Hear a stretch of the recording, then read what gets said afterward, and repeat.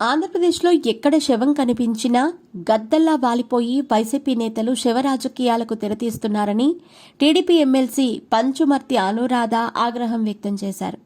మాజీ మంత్రి వైఎస్ రాజశేఖర రెడ్డి మృతదేహం సాక్షిగా పుట్టిన పార్టీ వైసీపీ అని ఆమె అన్నారు. అధికారం కోసం తండ్రి శవాన్ని పక్కన పెట్టుకుని సంతకాల సేకరణ చేసిన వ్యక్తి మాజీ సీఎం జగన్మోహన్ రెడ్డని ఎమ్మెల్సీ ధ్వజమెత్తారు. పాయకరావుపేటలో ఫుడ్ పాయిజన్తో విద్యార్థులు చనిపోతే దానిపైన శవ రాజకీయాలు మొదలుపెట్టారని ఆగ్రహించారు.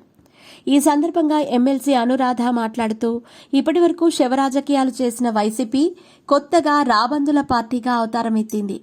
ఆంధ్రప్రదేశ్లో ఎక్కడ శవం కనిపించినా సరే వాలిపోయి శవ రాజకీయాలకు తెరతీస్తున్నారు.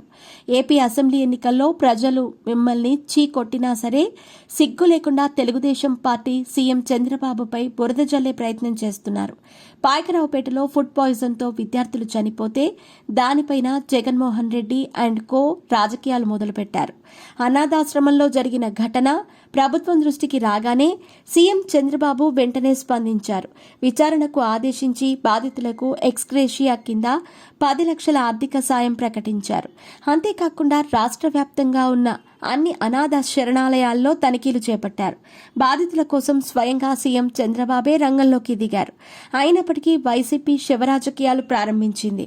గత వైసీపీ ప్రభుత్వంలో పులివెందుల నియోజకవర్గం చక్రాయపేట ప్రాథమికోన్నత పాఠశాలలో విద్యార్థులు వాంతులు కడుపు నొప్పితో బాధపడుతూ ఉంటే మాజీ సీఎం జగన్ తమాషా చూశారు.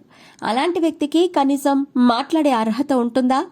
జగన్ రెడ్డి హయాంలో పశ్చిమ గోదావరి జిల్లా పాలకోడేరులో 21 మంది ఫుడ్ పాయిజన్ కి గురైతే ఒక్కరిని పట్టించుకున్న పాపాన పోలేదు.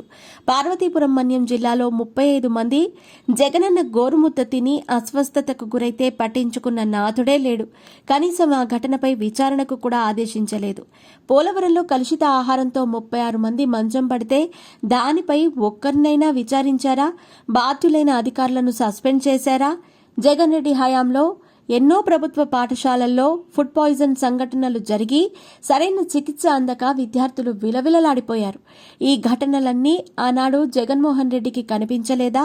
రాయలసీమ బిడ్డనని చెప్పుకునే జగన్ సీమలోని ప్రభుత్వ పాఠశాలల్లో ఎన్నో ఫుడ్ పాయిజన్ సంఘటనలు జరిగితే నోరెందుకు మెదపలేదు? ఇన్ని ఘటనలు జరిగినా ఆయన నోరు మెదపలేదు కాబట్టే ప్రజలు ఆయన్ను ఎక్కడ ఉంచాలో అక్కడే ఉంచారు అని అన్నారు.